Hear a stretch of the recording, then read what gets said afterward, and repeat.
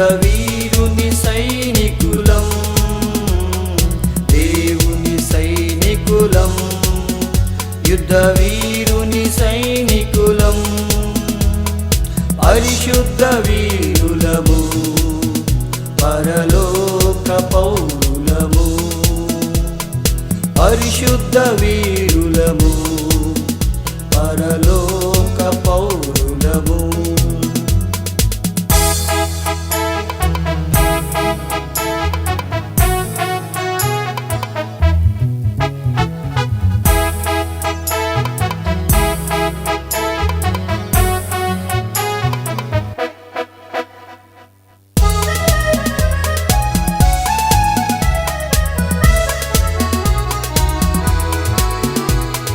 ప్రభు యేసు సన్నిధిలో, ప్రభు ప్రేమ సమర్పణలో, ప్రభు యేసు సన్నిధిలో, ప్రభు ప్రేమ సమర్పణలో, ప్రభు మహిమను పొందగా పరలోక బలముతో, ప్రభు మహిమను పొందగా పరలోక బలముతో, దేవుని సైనికులం, యుద్ధ వీరుని సైనికులం, దేవుని సైనికులం, యుద్ధ వీరుని సైనికులం, పరిశుద్ధ వీరులము, పరలోక పౌరులము, పరిశుద్ధ వీరులము,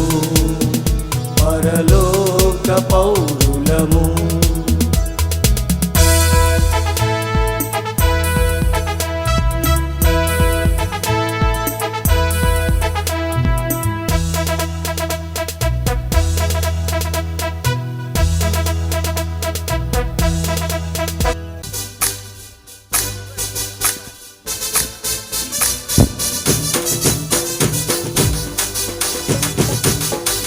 ఆమేన్. హల్లెలూయా. చప్పట్లు కొడదాం.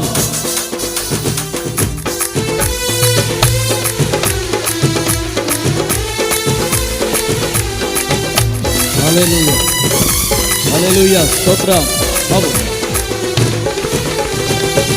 యేసు మాతో నీ ఉండగా నేను అలసిపోలేమయ్యా, యేసు మాతో నీ ఉండగా మేము అలసిపోలేమయ్యా, అంత నీవే చూసుకుంటావు, అంత నీవే చూసుకుంటావు, అంత నీవే చూసుకుంటావు, అంత నీవే చూసుకుంటావు, యేసు మాతో నీ ఉండగా మేము అలసిపోలేమయ్యా, యేసు మాతో నీ ఉండగా మేము అలసిపోలేమయ్యా.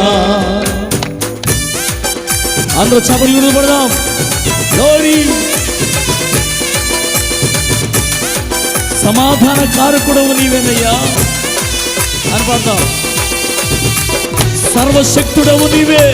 గట్టిగా చప్పట్లు కొడదాం. గ్లోరీ.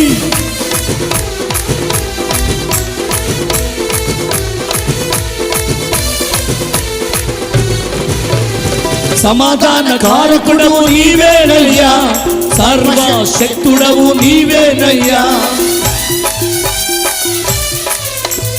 సమాధాన కారకుడు నీవేనయ్యా, సర్వశక్తుడవు నీవేనయ్యా, అంత నీవే చూసుకుంటావు, అంత నీవే చూసుకుంటావు, అంత నీవే చూసుకుంటావు, అంత నీవే చూసుకుంటావు, యేసు మాతో నీ ఉండగా మేము అలసిపోలేమయ్యా, యేసు మాతో నీ ఉండగా మేము అలసిపోలేమయ్యా. అద్భుత దేవుడవు నీవేనయ్యా, సర్వశక్తిమంతుడు నీవేనయ్యా అని పాడదాం. ఆమేన్. గ్లోరీ. ఆమేన్.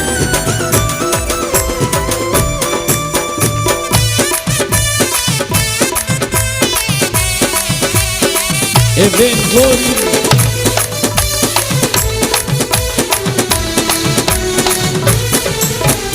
అద్భుత దేవుడవు నీవేనయ్యా, ఆలోచనకర్తవు నీవేనయ్యా. అద్భుత దేవుడవు నీవేనయ్యా, ఆలోచనకర్తవు నీవేనయ్యా. యేసు మాతో నీ ఉండగా మేము అలసిపోలేమయ్యా. యేసు మాతో నీ ఉండగా మేము అలసిపోలేమయ్యా. Glory.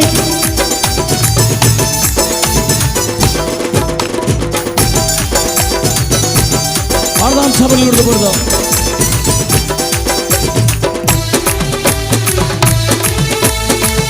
ఆమేన్. తల్లియు తండ్రియు నీవేనయ్యా, పెంచిన దారిని నీవేనయ్యా. తల్లియు తండ్రియు నీవేనయ్యా, పెంచే దారియు నీవేనయ్యా. తల్లియు తండ్రియు నీవేనయ్యా, పెంచే దారియు నీవేనయ్యా. యేసు మాతో నీ ఉండగా మేము అలసిపోలేమయ్యా. యేసు మాతో నీ ఉండగా మేము అలసిపోలేమయ్యా.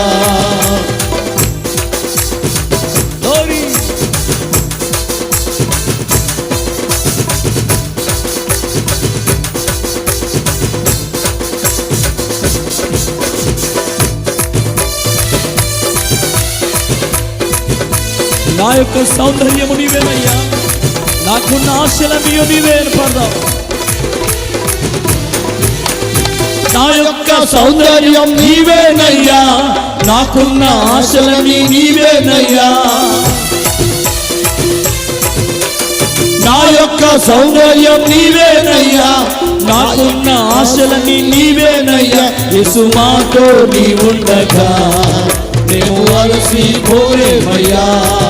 యేసు మాతో నీ ఉండగా మేము అలసిపోలేమయ్యా. చీకటిని తొలగించే వెలుగు నీవేనయ్యా, రక్షించే దేవుడు నీవే పాడదాం.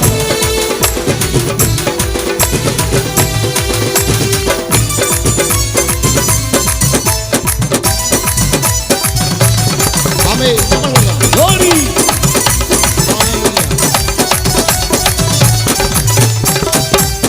చీకటిని తొలగించే వెలుగు నీవే, రక్షించే దేవుడవు నీవేనయ్యా. చీకటిని తొలగించే వెలుగు నీవే, రక్షించే దేవుడవు నీవేనయ్యా. యేసు మాతో నీ ఉండగా మేము అలసిపోలేమయ్యా. యేసు మాతో నీ ఉండగా మేము అలసిపోలేమయ్యా. అంత నీవే చూసుకుంటావు, అంత నీవే చూసుకుంటావు, అంత నీవే చూసుకుంటావు, అంత నీవే చూసుకుంటావు. యేసు మాతో నీ ఉండగా మేము అలసిపోలేమయ్యా. యేసు మాతో నీ ఉండగా మేము అలసిపోలేమయ్యా. యేసు మాతో నీ ఉండగా మేము అలసిపోలేమయ్యా. యేసు మాతో నీ ఉండగా మేము అలసిపోలేమయ్యా. హల్లెలూయా, హల్లెలూయా, హల్లెలూయా. మార్కు సువార్త 9వ అధ్యాయం 15వ వచనం నుండి చదువుకుందాం. యేసు వచ్చాడట.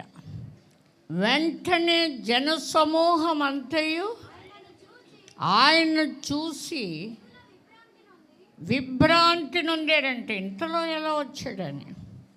అప్పటి వరకు ఒక సన్నివేశం జరిగింది. ఒక చాంద్ర రోగిని తండ్రి తీసుకొచ్చాడు శిష్యుల దగ్గరికి. ఈ లోపల జనులు గుంపు కూడారు. ఆయన వచ్చాడు కనుక విస్మయం పొందారంట. చూసిన వెంటనే ఈయన వచ్చేసాడా అని.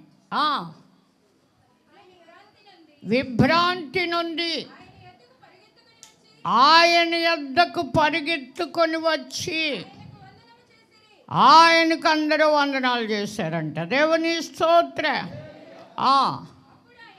అప్పుడు ఆయన మీరు దేని గురించి ఇక్కడ గొడవ పెట్టుకుని ఏదో మాట్లాడుకుంటూ ఉన్నారు, దేని గురించి అని అడిగాడు. మనలాగా ఆయన కూడా అడుగుతాడా? అడిగాడంటే యేసు. దేవుని స్తోత్ర. బైబిల్ గ్రహించుతూ చదివితే అర్థమవుద్ది. చదివాడు యెషయా గ్రంథం, ఎవరు? నపుంసకుడు. కానీ గ్రహించలేదంటే వివరించి చెప్పేవాళ్ళు లేక గ్రహించలేదు. యెరూషలేము వెళ్ళాడు ఆరాధనకి, అక్కడ అదే వాక్యం చెప్పారు, చక్కగా విన్నాడు. ఇంటికి వస్తూ కూడా రథం మీద కూర్చుని మరీ చదువుతున్నాడు మరలా. కానీ అతనికి వివరించి చెప్పేవాళ్ళు లేరు. ఆత్మబోధ వేరు, సామాన్యంగా బోధించే బోధ వేరు. సమాజ మందిరంలో వారు వెళ్తుంది. 18 ఏళ్ళు దయ్యం పట్టుకున్న నడువంగిపోయిన స్త్రీ, కానీ దయ్యం ఆమెను వదల్లా. యేసు వచ్చాడు, ఆమె నడువంగి ఎలా నడుస్తుందో, ఎలా కూర్చుందో, పాపం ఎలా వచ్చిందో ఇక్కడ వరకు. జాలి, ప్రేమ, దయ కలిగిన యేసు. అమ్మా, నీ బలహీనత నుండి నీ విడుదల పొందేవన్నాడు. వెంటనే దయ్యం ఆమెను వదిలేసింది. ఆమె చక్కగా నిలబడిందట. దేవుని స్తోత్ర. సమాజ మందిరంలో వాళ్ళు ఆశ్చర్యపడాలి. కానీ వాళ్ళు అన్నారు, విశ్రాంతి దినం చేయకూడదని ఎన్నిసార్లు చెప్పావు నీకు? ఇంచక్క వచ్చేస్తావు. ఎవరి అధికారంతో ఈ దెయ్యాలను వెళ్ళగొడతాక నీకు ఇక్కడ ఎవరిచ్చారు అధికారం? ఇంకా నయ్యో, అక్కడ కొట్టలేదు. ఆయన అడిగాడు, ఎక్కడ అడిగాడు యేసు ఈ మాట? నేను మీ మధ్య ఉన్నాను సమాజ మందిరంలో, అప్పుడు పట్టుకు తీసుకెళ్ళలేదే. మీ అంధకార గడి ఇప్పుడా అంటాడు. ఎక్కడున్నప్పుడు ఒకళ్ళు కూడా చెప్పరే. గెత్సేమనే వనములో ఉన్నప్పుడు బందిపోడు దొంగను పట్టుకుని తీసుకొచ్చినట్టు తీసుకొస్తాకి రానువా వారు వచ్చారు. నీ మందిరంలో చెప్పినప్పుడు తీసుకెళ్ళలేదని ప్రార్థించి మనందరి విమోచన క్రయధనముగా రక్తాన్ని చిందించవలసిన యేసు గెత్సేమనే వనములోనే చెమట రక్త బిందుగా మారి అంత ప్రార్థన చేసిన తర్వాతే వాళ్ళు వస్తున్నారు అని చెప్పాడు శిష్యులకి. రాతివేత దూరం వెళ్ళి మరలా చేశాడు. ఆత్మసిద్ధమే, ఒక్క గడి అయినా మేల్కోలేరా అని అడిగాడు. శిష్యులు, పేతురంట నీకోసం ప్రాణం పెడతాను, నిన్ను వదలను అన్నాడు. ముమ్మారు నన్ను అడిగిన అబద్ధం ఆడుతావు అన్నాడు. అన్నందుకే అబద్ధం ఆడాడు పేతురు. ఆయన అన్నది సత్యం అన్నమాట, అది అబద్ధం అవ్వకూడదు. కానీ విచిత్రం ఏంటంటే శిష్యులను ప్రార్థించమని చెప్తే వాళ్ళు నిద్రపోతున్నారు. ఒక్క గడి అయినా మేల్కోలేరా? మరలా వచ్చి మీరెందుకు నిద్రిస్తున్నారు? 22:45 మా చిన్నబ్బాయి అడిగాడు, నువ్వు మైక్ తీసుకుంటే ఏం చెప్తున్నావు, నీకు అర్థం అవట్లేదని. ఉపవాస కూడికని గురించిన మాటలే చెప్పలేదు అన్నాడు. కానీ నాకు దేవుడు అందించిన మాటలే మాట్లాడతాను, నాకు అదే అలవాటు. ప్రభు అన్నాడు, నీకంటే బాగా చదివిన వారు ఎందరో ఉన్నారు, కానీ నీవు నిలబడు, నేను నీలో ఉండి మాట్లాడుతాను అన్నాడు. అప్పుడెప్పుడో, కానీ ఇప్పుడు కూడా ఆయన ఉండి మాట్లాడుతున్నాడని నేను విశ్వసించాను, నమ్ముతున్నాను. దేవుని స్తోత్ర. వినండి, ఇందులో ఉన్న సారాన్ని గ్రహించండి. వినండి, శిష్యులని ప్రార్థన చేయమన్నాడు, ఆయన చేశాడు. చాలించి లేచి శిష్యులు వద్దకొచ్చి దుఃఖము చేత నిద్రించారంటే యేసు ఉండనంటాడేంటి? మన ప్రభువుని సిలువేస్తారంటాడేంటి? పాపిష్టులైన మనుషుల చేతికి అప్పగింపబడతానంటాడేంటి? కోరుకుంటున్నాడు ఊరికే. ఈయన్నెవరు పట్టుకోగలరు? పట్టుకోవాలని రాళ్ళు తీసినప్పుడే కనబడలేదు కదా అదృశ్య దేవుని స్వరూపి యేసుక్రీస్తు. అప్పటికి ఇంకా వాళ్ళకి గడియ రాలేదు. వాళ్ళు పట్టుకుంటానికి దేవుడు ఇవ్వాలి అధికారం. పిలాతు నిన్ను విడిపించడానికి నాకు అధికారం ఉందంటే అంటాడు ఆయన, పైనుండి ఇవ్వబడతాడు కానీ నీకు నా మీద ఏ అధికారం? దేవుడు ఇస్తే అధికారం ఎవరికైనా. నిజముగా ఆ శిష్యులను అలాగడిగాడు. గెత్సేమనే వనంలో చేశాడు, చెమట రక్తంగా కారేంత ప్రార్థన చేశాడు. మనం కూడా శోధనలో ప్రవేశించకుండా మెలకువగా ఉండి ప్రార్థన చేయమని వారిని హెచ్చరిక కాదు. ఈనాడు శిష్యులమై బాప్తిసం పొందిన మనం కూడా ఆనాడు బాప్తిసం పొందిన 3,000 మంది అనుదినము తప్పక దేవాలయములో కూడుకున్నారట. దేవుని స్తోత్ర. ప్రతిదినం కూడుకున్నారట, రొట్టె విరుస్తూ ఉన్నారట.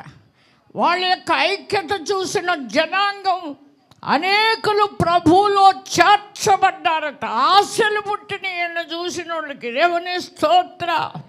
వీళ్ళు ఎక్కడికి వెళ్తున్నారో, వీరేమి వింటున్నారో, ఏం తెచ్చుకుంటున్నారు, ఏం పొందుకుంటున్నారు, ఏమి అనుభవిస్తున్నారో, వీళ్ళ ముఖాలు సంతోషంగా ఉన్నాయి, దిగులుగా లేవు.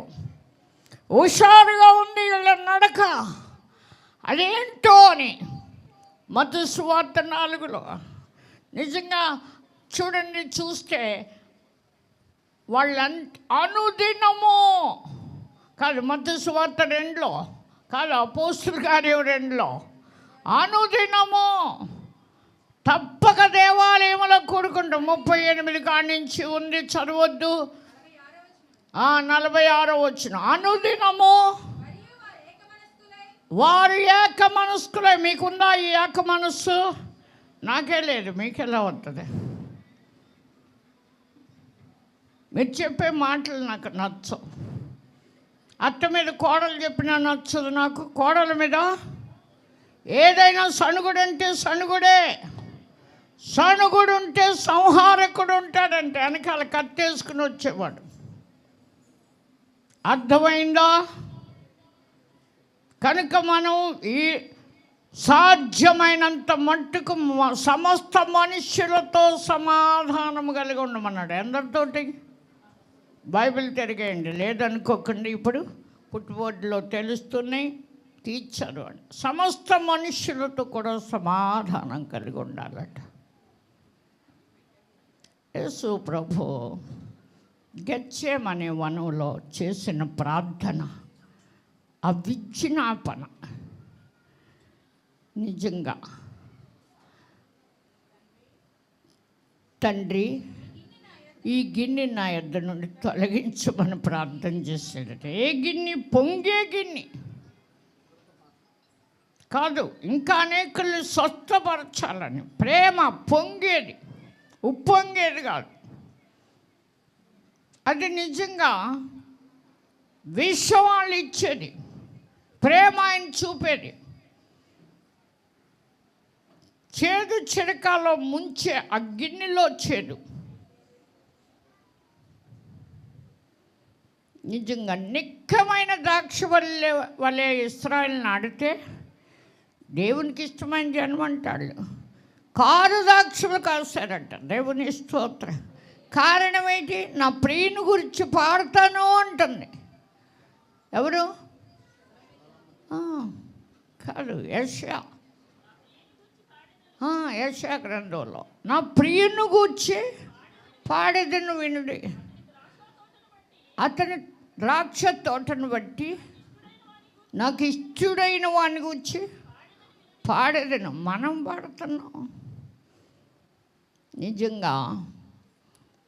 కానీ ఆయన మంచి ద్రాక్షవల్లిగా నాటితే, రాళ్ళు కూడా ఏరి మరీ శుభ్రం చేస్తే, తీరా బురుజు కూడా కట్టి బురుజు అంటే త్రొట్టి కట్టి బురుజు ఒకటి వేయించి ద్రాక్ష తొట్టెలు తొలిపించి ఫలించాలని చూస్తున్నాడట. కారు ద్రాక్షలో యేసు నిజమైన ద్రాక్షవల్లి, తండ్రి వ్యవసాయకుడు. ఫలించని ప్రతి తీగే ఆయన తీసి పారేస్తానన్నాడు. ఫలించే ప్రతి తీగే మరెక్కువగా ఫలించాలని కోరుకున్న యేసు నా యందు మీరు ఉండమన్నాడు, మీ యందు నా మాటలు ఉంచుకోమన్నాడు. అప్పుడు మీకు ఏది ఇష్టవాడిగా నేను చేస్తానన్నాడు. మీరు నా యందు ఉంటే బహుగా ఫలించుతారు, తండ్రి మహిమపరచబడతాడు అన్నారు. కనుక ఈనాడు కూడా క్రీస్తు ప్రేమ మనలో నిలవరంగా ఉండాలట. ఉంటకైతే బతకండి. ఆ ప్రేమ అంటే మన నోటి ఫలం వల్ల ఒకడు తృప్తిగా మేలు పొందాలి. జ్ఞానుల నోరు జీవపు ఊట, అది అనేకుల్ని మన్నపాశముల నుండి విడిపించుద్దట. ఈ ద్రాక్షవల్లి దాహం తీర్చేది కనుక అలా ఉండాలి. కానీ యేసుకి అంత బాగా చెప్పిన యేసుకి చేదు చెడుక ఇచ్చాడు. దప్పిగా ఉంటున్నాను అంటే. కానీ ఈరోజు మనం ఆయన మాటలు విన్న మనం ఇంకా ఏదైనా దేవునికి అనుకూలం కాని గుణాలు ఉంటే వదులుకుందాం. శిష్యులు చూడండి నిద్రపోయారట, కానీ యేసు మాత్రం ప్రార్థన మాల రక్తము చెమట రక్త బిందువుగా మారేంత వరకు చేశాడు మన కొరకు యేసు. వినండి, ఇక్కడ మార్కు సువార్త 9లో ఆయనకు వందనాలు చెల్లించాడంట వాడు. అప్పుడు ఆయన దేని గూర్చి వారితో తర్కించుచున్నారని అడగగా, జన సమూహముల్లో ఒకడు, బోధకుడా, మోగము దయ్యము పట్టిన నా కుమారుని నువ్వు ఉన్నావనుకుని తీసుకొచ్చానయ్యా నీ వద్దకు. అది ఎక్కడ వాడిని పట్టునో అక్కడ వాడిని పడదోస్తుంది. ఆడికి అది తెగులు. అప్పుడు వాడు నొరగ కార్చుకొని పళ్ళు కొరుక్కుని మూర్ఛిల్లును. దానిని వెళ్ళగొట్టుడని మీ శిష్యుల్ని అడిగాను, కానీ నువ్వు లేనందువల్ల అడిగాను. నువ్వు ఇక్కడ లేవు కదా. అడిగాను కానీ అది వారి చేత కాలేదు, వెళ్ళగొట్టలేకపోయారు దయ్యాన్ని. ఆ తెగులు వదిలించలేకపోయారు అన్నాడు. అందుకైనా ఈయన చూశాడు శిష్యుణ్ణి, విశ్వాసము లేని తరము వారలారా అంటే ఆ తరంలో వాళ్ళే ప్రత్యేకపరుచుకున్నాడు శిష్యులుగా బాప్తిసం ఇచ్చి మరి. కానీ వాళ్ళకి విశ్వాసం లేదట. ఇలాంటిది కూడా వద్దా తెగులు? ఇలా కొట్టుకుంటున్నాడు, నొరగలు కొక్కుతున్నాడు, పళ్ళు కొరుకుతున్నాడు, కింద పడి టపా కొట్టుకుంటున్నాడు అనుకున్నారేమో సందేహం. కానీ వాళ్ళ వైపు చూసి అంటాడు, శిష్యుల వైపు, విశ్వాసము లేని తరము వారలారా, నేను ఎంతకాలం ఉంటాను? అయిపోయిన టైము. ఎంతవరకు మిమ్మల్ని సహింతాను? వాడిని నా ఎద్దకు తీసుకురమ్మన్నాడు. అక్కడికక్కడే అన్నిలో తీసుకురండి. వారు ఆయన ఎద్దకు వాడిని తీసుకొచ్చాడు. దయ్యం యేసును చూడగానే, దయ్యం కూడా చూస్తుందా యేసుని? చూస్తుందంట. పుత్తోనాన్ని దయ్యం బట్టి చెప్పే ఆమె పౌలు గారి గద్దెట్టే పోయింది. కానీ మరొక చోట దయ్యం అంటది పౌలు కాలంలో, యేసుని గుర్తెరుగుదును, పౌలుని కూడా ఎరుగుదును, నువ్వెవడం అందే. వాళ్ళు యేసు లేడట. దేవుని స్తోత్ర. ముగ్గురు లొంగ తీసుకెళ్ళిందంట. యూదుడేనంట. అతనికి 7 కుమారులట. వారి దేశరిమ్మల్లో మాంత్రికులట. దేవుని స్తోత్ర. అప్పుడు దాకా మంత్రాన్ని పట్టించారు. మంత్రాన్ని బట్టి ఇంటింటికి మనం తిరగవలసి వస్తుంది. జనసమూహం ఏసునామలో పోగవుతున్నారు. పౌలు గారి చుట్టూను మన దగ్గరికి జనం వస్తారని ప్రారంభించారు. కానీ అది వాళ్ళని లొంగదీసి దిగంబరులుగా చేసింది. దేవుని స్తోత్రం. గెలిచింది. వినండి, మనలో యేసు ఉన్నది దయ్యాలకు తెలుస్తుంది. మనలో యేసు ఉన్నది రోగాలకి తెలుస్తుంది, బాధలకు కూడా తెలుస్తుంది. నహూము గ్రంథంలో అంటాడు, యెహోవాని గురించి మీ దురాలోచన ఏమి? దురాలోచనగా ఉన్నాడు, అందుకు బాధ ఉంటుంది. కానీ దురాలోచన ఏమి? బాధ రెండవ మాట రాకుండా నేను దాన్ని బొత్తిగా నివారణ చేస్తానంటాడు. బాధ రెండోసారి రానివ్వడట ఆయన చూస్తే. కనుక దయ్యం యేసుని చూసి ఏం చేసింది? కింద పడేసింది, విలవిలలాడించింది. వాడు నేలబడి నురగ కార్చుకొనొచ్చు పొల్లాడుతూ ఉన్నాడు, డొల్లుతూ ఉన్నాడు. అప్పుడు ఆయన ఇలాగే డొల్లాడు. ఏగనపల్లి రాంప్రసాద్, ఏమనుకోకండి, దయ్యాలకు నిలయంగా ఎవరు ఉండొద్దని. మన మధ్య జరిగిన అద్భుతాలు కోకొల్లలుగా జరిగి ఉన్నాయి. నేను కళ్ళారా చూశాను. వచ్చినప్పుడు ఏం జరుగుద్దో అని యేసు మీద ఆధారపడతాం. మా మనస్సు దేవుని మీద ఆనుకుంటుంది. పవర్ వచ్చి బాగు చేస్తుంది. దేవుని స్తోత్ర, దైవ శక్తి వచ్చి బాగు చేస్తుంది. శాంతిగా మేముంటాం, వాళ్ళ ఇంటికి వెళ్తారు. రాంప్రసాద్ని ఒకసారి దయ్యం పట్టుకున్నప్పుడు అదే రోజు విజయవాడ నుంచి మా అబ్బాయిని తీసుకొచ్చాడు. అరే, రాంప్రసాద్ని సైతాన్ అట్టుకు తిప్పుతుందరా, ఆడి కారు ఎక్కొద్దన్నాను. ఇద్దరు కూతుళ్ళు అప్పుడు. తర్వాత సుమారు ఇప్పుడు ఒక 8-10 ఏళ్ళు పైన అవుద్ది. కారు మీద రావద్దు, బస్సు కూడా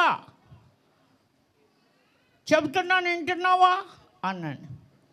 ఊరుకోవే, అలా అంటావు, మనతో ఎన్నెళ్ళు తోలలేదు, వదిలే అన్నాడు. వద్దని చెప్పాను అని మళ్ళీ చెప్పాను. పెట్టేశాడు. కూర్చున్నాను, మీ అందరికీ తెలుసు. 3:15 గంటలో తీసుకొచ్చేసాడు. దెయ్యం పట్టింది, కారు ఎక్కుద్ది, ఇవన్నీ అన్నాను. చక్కది అమ్మగారండి వందనాలు అన్నాడు. చక్కగా ప్రార్థన చేయించుకున్నాడు. స్నేహితుడికి కూడా చేయించాడు. మీ గురించి అన్నీ ఈ అబ్బాయికి చెప్పానండి, ప్రార్థన చేయండి అన్నాడు. చేశాను చక్కగా. ఇద్దరికి వెళ్ళిపోయాడు. నా బుద్ధి మంచిది కాదు, నా కొడుకుని భలే భయం పెట్టాను. ఇలా నా నోట ఒట్టి మాటలో నిజం మాటలు రాకూడదయ్యా. నేను మాట్లాడానో నాకే తెలియదు. ఇక్కడ వీళ్ళు ఉన్నారు, వాక్యం తీయించుకునేవాళ్ళు. వాళ్ళు ఎదురుగుండా చెప్పాను. వాళ్ళు ఇంకా అక్కడ ఉండగానే వచ్చి చక్కగా దింపాడు మా ఇంటికాడ. అనుకుని మనస్సాక్షి కల్మషం లేకుండా నేను దేవుని ఎదుట ఒప్పుకుంటూ ఉన్నాను. ఈ లోపల తీసుకొచ్చేసారు. ఇంటికి వెళ్ళిన తర్వాత కొట్టుకుంటున్నాడు. కారాళ్ళకి ఇచ్చేసాడు. మొత్తం మీద వచ్చాడు. మొత్తం దెయ్యం పట్టండి, వదల్లా అంట, తీసుకుపోతానంట. కాళ్ళ చేతలు కొట్టుకుంటే నలుగురు పట్టుకుని కాళ్ళు బద్దలవ్వకుండా కాపాడుతాం. ఎక్కడి నుంచి చచ్చి చివరికి వెళ్ళిపోయాడు. అందరూ పాపం తన ఫ్రెండ్స్ అంతా, వాళ్ళమ్మ, వీళ్ళందరూ, వాళ్ళ తమ్ముడు పట్టుకోబోతున్నాడు. వదిలేయండి అందరూ, ఎందుకంటే ఊరకుండు నేనే దేవుడినని తెలుసుకోమన్నాడు.